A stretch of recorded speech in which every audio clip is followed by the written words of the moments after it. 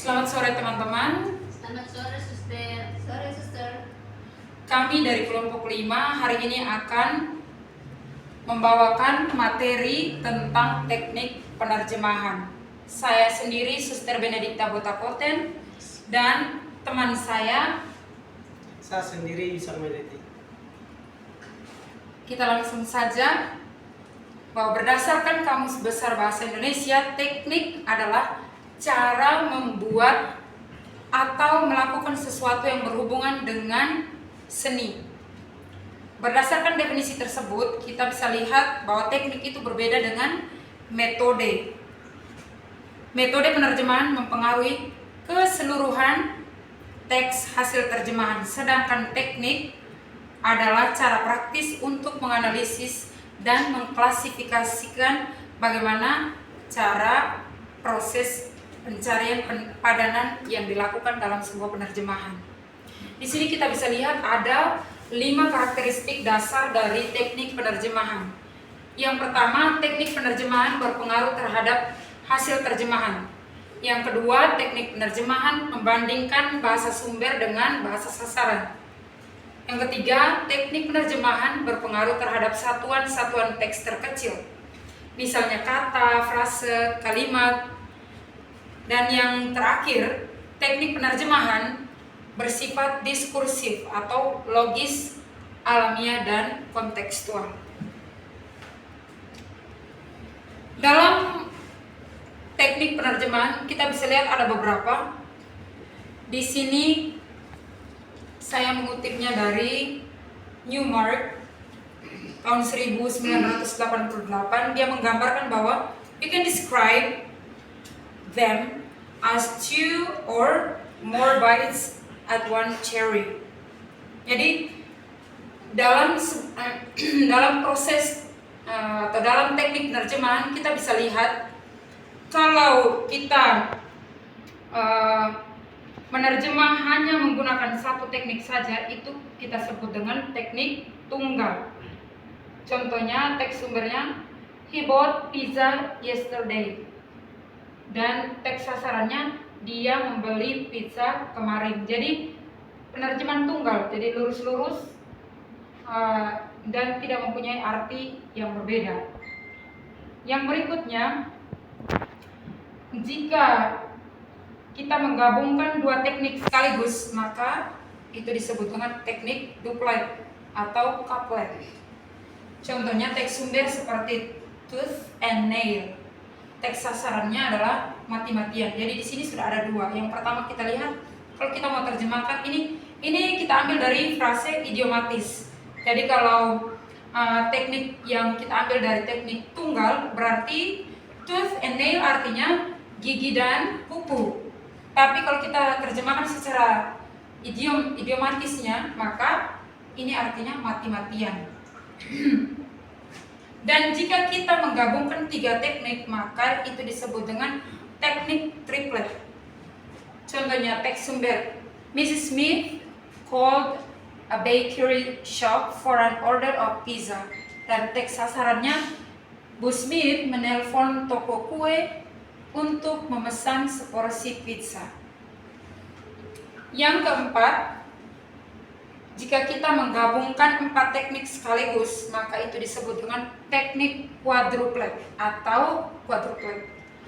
Contohnya teks sumber, we were far too old to settle an argument with a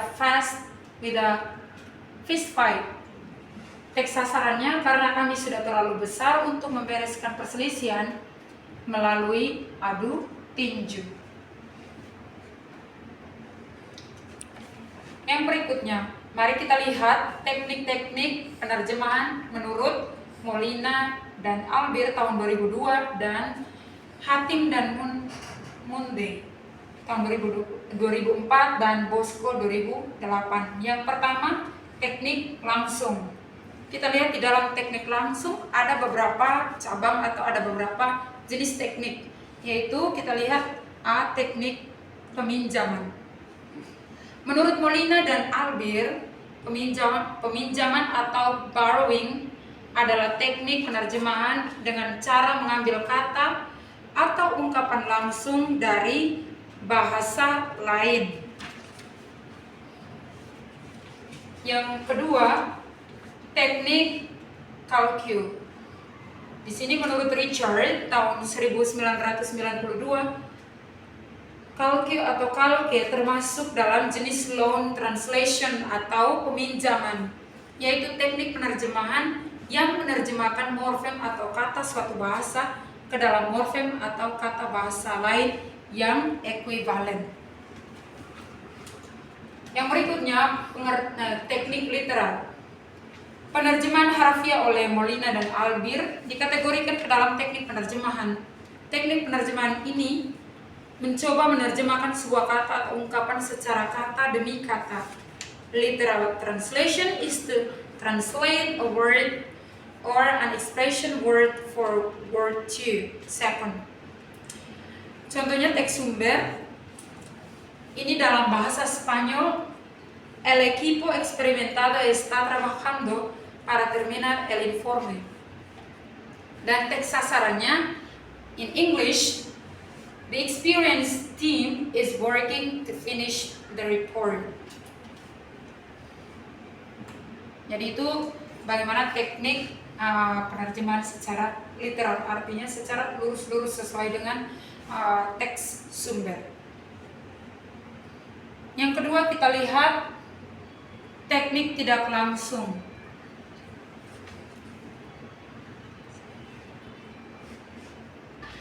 Yang kedua, kita lihat teknik tidak langsung. Di dalam teknik tidak langsung juga ada beberapa jenis teknik lainnya, yaitu yang pertama, teknik transposisi. Jadi, transposisi dalam hal ini adalah teknik penerjemahan yang mencoba mengubah sebuah kategori gramatikal. Contohnya adalah penerjemahan kalimat bahasa Inggris, he will soon be back, diterjemahkan dalam bahasa Spanyol menjadi no tardará en venir. Menurut Macaulay tahun 2009, ada 4 jenis pergeseran bentuk, yaitu pergeseran bentuk wajib dan otomatis yang disebabkan oleh sistem dan kaidah bahasa. Dalam hal ini penerjemah tidak punya pilihan lain, ia wajib melakukan transposisi itu. Misalnya penerjemahan pronomina jamak dalam bahasa Inggris menjadi nomina tunggal dalam bahasa Indonesia. Contohnya teks sumber, a pair of glasses. Dalam teks sasarannya, sepasang kacamata. Yang kedua, pengulangan adjektif dalam bahasa Indonesia dari adverbia yang menerangkan subjek berpronomina jamak dalam bahasa Inggris. Contohnya teks sumber, the houses in Jakarta are built beautifully. Teks sasarannya, rumah di Jakarta bagus-bagus. Yang terakhir, adjektif plus nomina menjadi nomina tambah adjektif. Contohnya teks sumber, beautiful woman. Dan teks sasarannya, wanita yang cantik. Yang kedua, pergeseran struktur gramatikal dalam bahasa sumber yang tidak ada dalam bahasa sasaran. Jadi itu seperti yang pertama, peletakan objek di depan kalimat bahasa Indonesia yang tidak lazim dalam konsep struktur gramatikal bahasa Inggris kecuali dalam kalimat pasif, sehingga struktur kalimatnya tetap berbentuk kalimat berita biasa. Contohnya teks sumber, we must bring the book.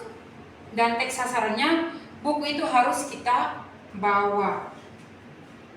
Yang kedua, peletakan verba atau kata kerja di latar depan dalam bahasa Indonesia yang tidak lazim dalam struktur bahasa Inggris kecuali dalam kalimat imperatif. Maka padanannya memakai struktur kalimat berita biasa.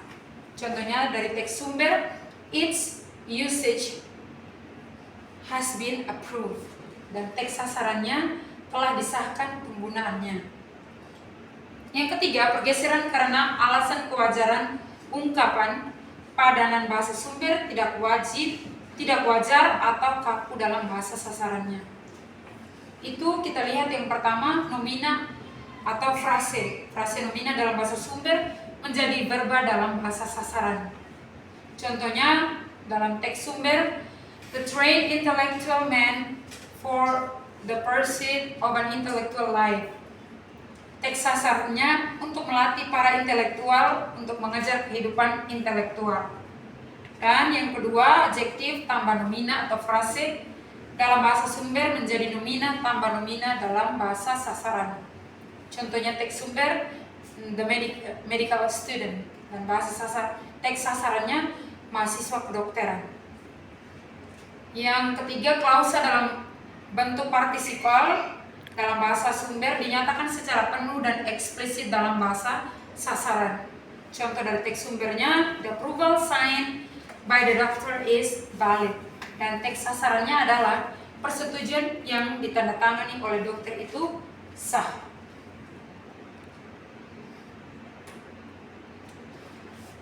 Yang kedua, kita lihat tentang teknik modulasi. Di modulasi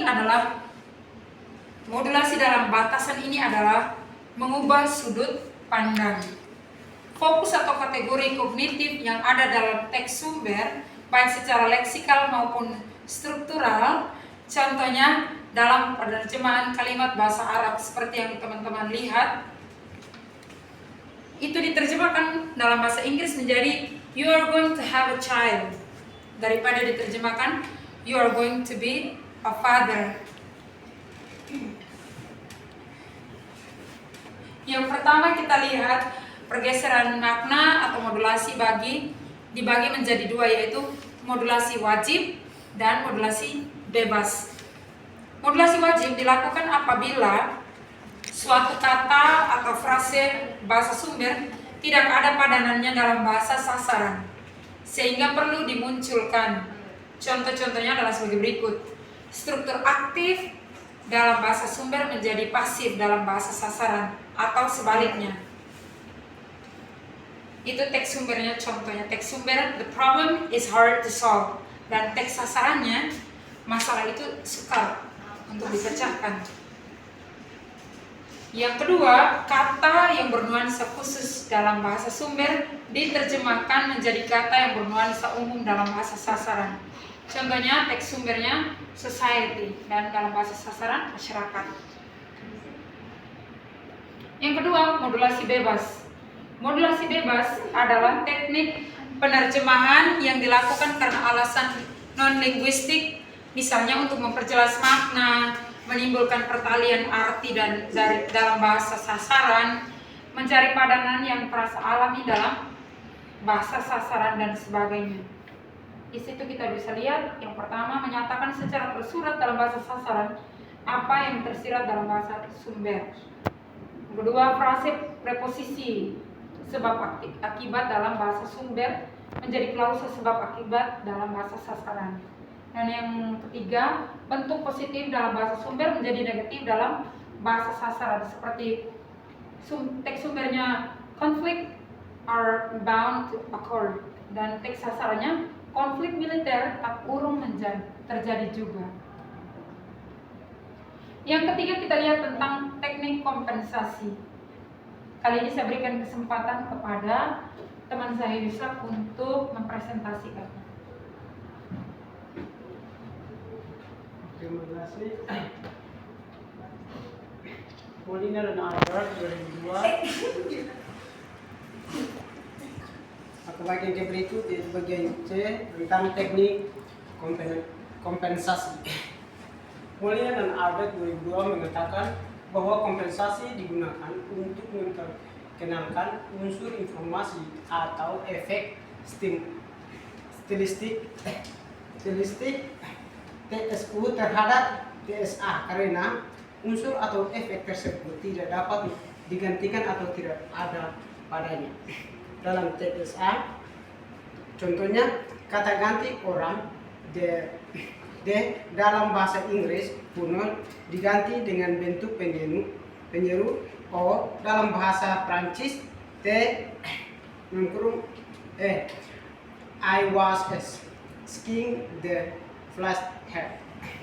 TSA F and third ESE being third with the third T-plate. Sehubungan dengan pokok bahasa ini, Hervey dan Hingis 1992 mengelompokkan kompensasi ke dalam 4 jenis. 1. Kompensasi dalam jenis. Compensation in kind adalah sebuah teknik penerjemahan yang berusaha memperbaiki jenis efek faktual dalam teks sumber TSU dengan jenis yang lain dalam teks sasaran TSA. Yang kedua, kompensasi di tempat. Yang ketiga, kompensasi dengan cara menggabung. Yang keempat, kompensasi dengan cara memecah. Yang berikut, teknik adaptasi. Adaptasi sebagai metode mengarah kepada penerjemahan yang menghasilkan keseluruhan teks menjadi sebuah saluran, sedangkan adaptasi sebagai teknik lebih cenderung kepada upaya mengganti sebuah unsur kultur dalam BSU dengan sebuah unsur kultur yang sesuai dengan pengguna BSA atau unsur budaya secara sasaran. Contohnya, mengganti kata bahasa Inggris baseball dengan kata bahasa Spanyol football. Teknik deskripsi. Deskripsi adalah teknik penerjemahan dengan cara mengganti sebuah istilah atau ungkapan dengan sebuah deskripsi berbentuk dan atau fungsinya. Contoh dari deskripsi adalah penerjemahan kata bahasa Italia Paranetto menjadi sebuah deskripsi dalam bahasa Inggris transitional Italia Czech 18 on New Year. Menurut Meonte 2006, penerjemahan deskripsi adalah penyampaian makna dan TSU ke dalam TSA dengan menggunakan kombinasi kata-kata bebas. 1. TSA code crown. Yang kedua, TSA poci yang berbentuk sapi untuk tempat susu. Fase cow kamar deskripsikan dengan fase poci yang berbentuk sapi untuk tempat susu. TSU nasi tumpeng. TSA boiled rice designed in the shape of corn. Frase nasi tumpang dideskripsikan dengan frase boiled rice designed in the shape of corn. Yang berikut F, teknik kreasi diskursif. Kreasi diskursif, creation adalah teknik penerjemahan yang berupaya untuk menentukan atau menciptakan sebuah padanan sementara yang benar-benar di luar konteks yang tak terprediksi. Contohnya, penerjemahan judul film Rumble First dalam bahasa Inggris menjadilah La Ley de la Carte. Dalam bahasa Spanyol sebenarnya frase. Yang berikut, teknik kesepadanan lazim. Kesepadanan lazim established equivalent adalah teknik penerjemahan yang berupaya menggunakan sebuah istilah atau ungkapan yang dikenal dalam kamus atau aturan bahasa sebagaimana mestinya. Sebagai sebuah padanan dalam TSA, teknik ini hampir sama dengan penerjemahan Harvard Literal Translation. TSU they are as like as to page. Mereka sangat mirip. TSA sea pressure calm does get. Di aqua, mereka sama persis seperti dua tetes air. Yang berikut, teknik generalisasi. Generalisasi adalah teknik penerjemahan yang menggunakan istilah yang lebih umum atau netral. Meonte 2006 menambahkan bahwa generalisasi adalah penggantian kata dalam TSU yang maknanya sempit dan dengan kata TSA yang maknanya lebih luas. Berikut adalah contohnya. 1. TSA, she was leading her, the part go by easier. TSA, dia sedikit demi sedikit kehilangan kesabarannya. TSU, when short, he was apparently talking a word. Tampaknya dia terbunuh pada saat jalan-jalan. Yang berikut, Teknik partikularisasi. Partikulasisasi adalah teknik penerjemahan yang mencoba menggunakan sebuah istilah yang lebih tepat dan konkret. Contoh, window, kueka, dan jendela, toko. Teknik reduksi. Melina dan Alder 2002 mengatakan bahwa pengurangan adalah sebuah teknik penerjemahan yang mengurangi sebuah item informasi dalam TSA. Misalnya, the mode of fighting, rumah.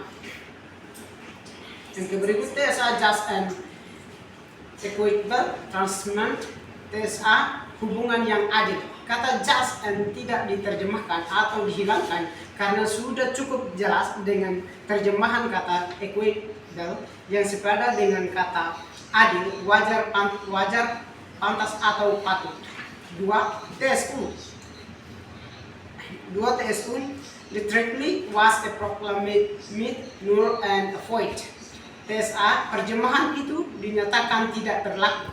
Kata null dan void memiliki konteks makna negatif yang sama sehingga cukup diterjemahkan ke dalam satu satuan makna saja, yaitu tidak berlaku. Yang berikut teknik substitusi. Teknik penerjemahan substitusi, baik substitusi linguistik maupun substitusi paralinguistik adalah teknik penerjemahan yang mencoba mengubah unsur-unsur linguistik dengan unsur-unsur paralinguistik, misalnya intonasi, intonation dengan gerak tubuh, gestures, dan sebaliknya. Teknik variasi. Variasi adalah teknik penerjemahan yang mencoba mengubah unsur-unsur linguistik atau paralinguistik, intonasi, dan gerak tubuh yang dapat memberi dampak pada aspek-aspek variasi bahasa, misalnya pengubah nada, tekstual, gaya, dialek, soal, dialek, geografis, dan lain-lain. Jadi inilah hasil diskusi kami dan inilah materi yang bisa kami bawakan, persembahkan dan presentasikan untuk teman-teman semuanya. Terima kasih banyak. Muchas gracias por participar y acompañarnos en este proyecto. Kalau diterjemahkan, terima kasih telah berpartisipasi dan menemani kami dalam proyek ini. Salam.